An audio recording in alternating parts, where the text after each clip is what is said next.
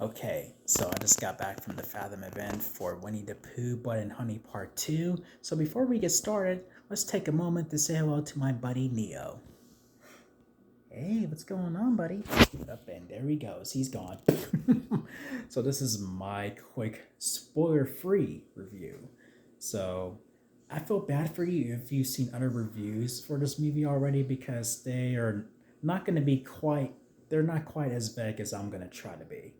So I'm just gonna bank on that to see like if you have not seen many reviews before you saw mine. So here we go.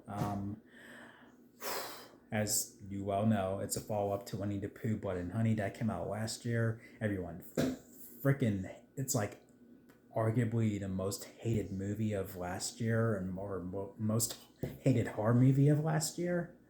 I mean, I basically was aware of that strong possibility that that's how it was going to be. Like the outcome was going to be pretty much like that, and that's why I went into it with zero expectations with that first movie, and I came, like out of it like, okay, not bad. I was in the minority where I'm like, okay, this first movie wasn't that bad. Now, cut to this one. Man, the reviews are like very polar opposite now, like where the percentage is much higher. Like, what in the actual fuck?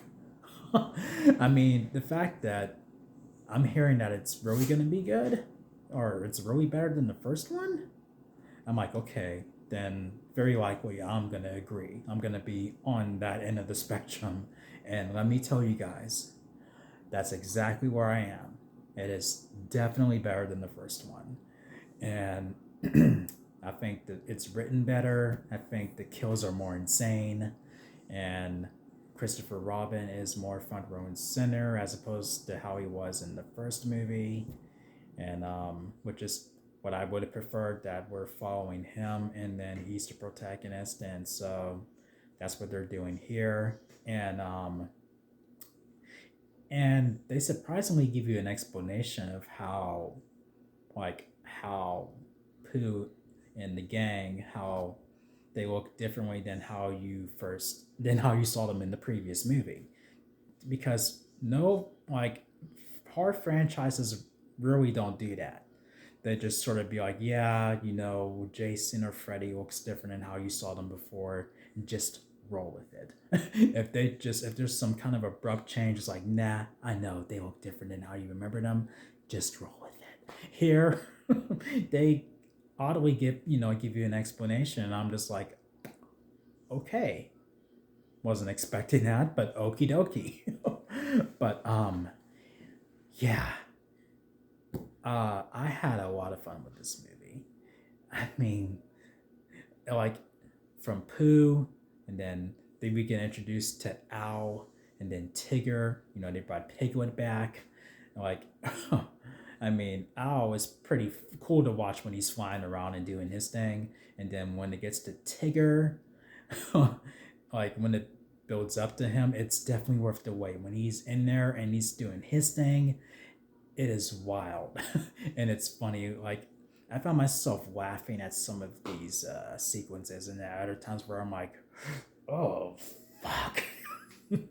I mean, I did have a lot of fun with this movie, and it's playing for 3 days as I'm recording this video. So this is the first of the 3 nights that they're gonna show it for the Fathom event. I feel like they should extend it since it's getting a lot of praise, like a surprisingly amount of praise.